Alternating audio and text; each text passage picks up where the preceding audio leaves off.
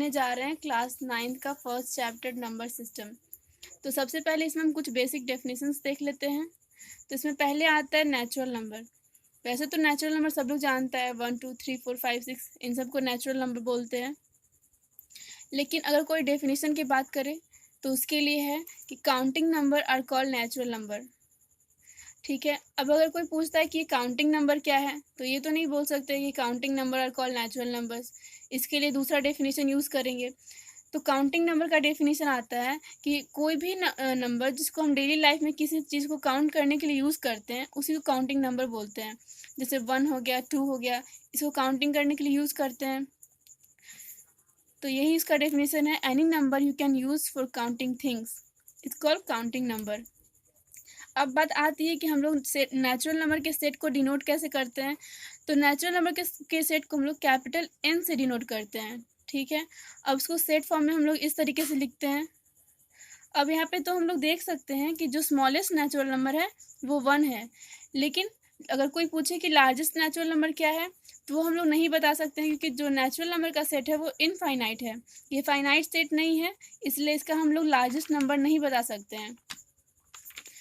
अब बात आती है होल नंबर की। तो होल नंबर क्या है?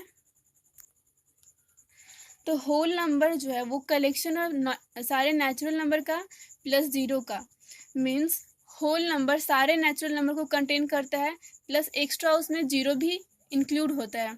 इसको हम लोग कैपिटल W से डिनोट करते हैं और इसको सेट फॉर्म में इस तरीके से लिख सकते हैं। अब नेक्स्ट है इंटीजर्स। तो इंटीजर कलेक्शन है होल नंबर का plus negative of natural number का, मीन्स इसमें होल नंबर और नेचुरल नंबर दोनों कंटेंट रहता है इंटीजर में। इसको हम लोग कैपिटल Z से डिनोट करते हैं और इसको सेट फॉर्म में ऐसे लिख सकते हैं। यहाँ पे हम लोग देख सकते हैं कि 0 है, plus negative of natural number है एंड पॉजिटिव और सारा नेचुरल नंबर भी है। अब नेक्स्ट देखते हैं हम लोग रेशनल नंबर।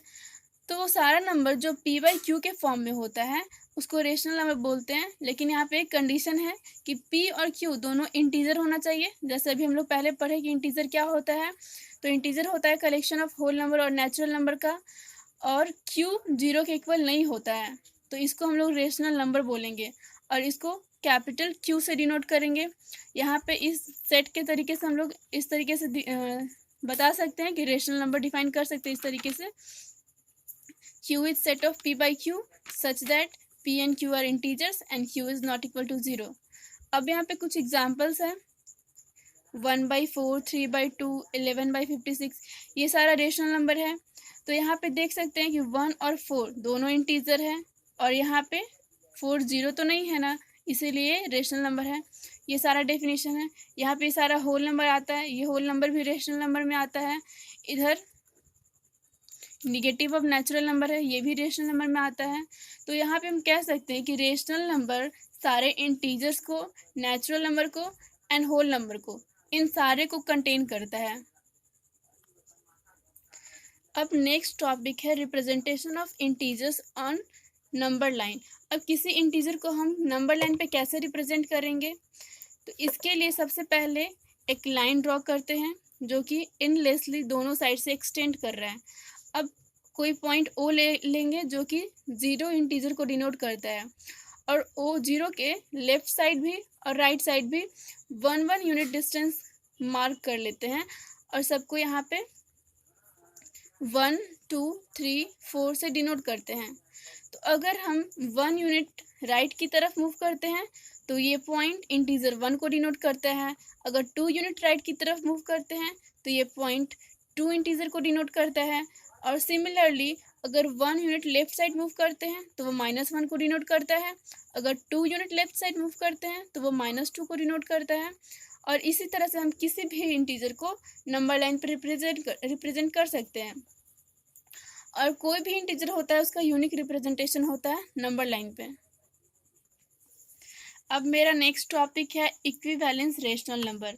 तो इक्विवेलेंस रेशनल नंबर क्या होता है, तो वो रेशनल नंबर जिसका वैल्यू तो सेम होता है लेकिन उसका रिप्रेजेंटेशन यूनिक नहीं होता है, वो वैरी करता है। मीन्स अगर हम बात करते हैं 1/2 का, तो यहाँ पे 2/4 को भी हम 1/2 लिख सकते हैं, 3/6 को भी 1/2 लिख सकते हैं, 4/8 को भी 1/2 लिख सकते हैं। इन सारे नंबर्स को 1/2 के फॉर्म में लिख सकते हैं। मीन सारे का वैल्यू सेम है, 1/2 ही है, लेकिन रिप्रेजेंटेशन कितना सारे डिफरेंट डिफरेंट फॉर्म्स में हम लोग रिप्रेजेंट कर सकते हैं।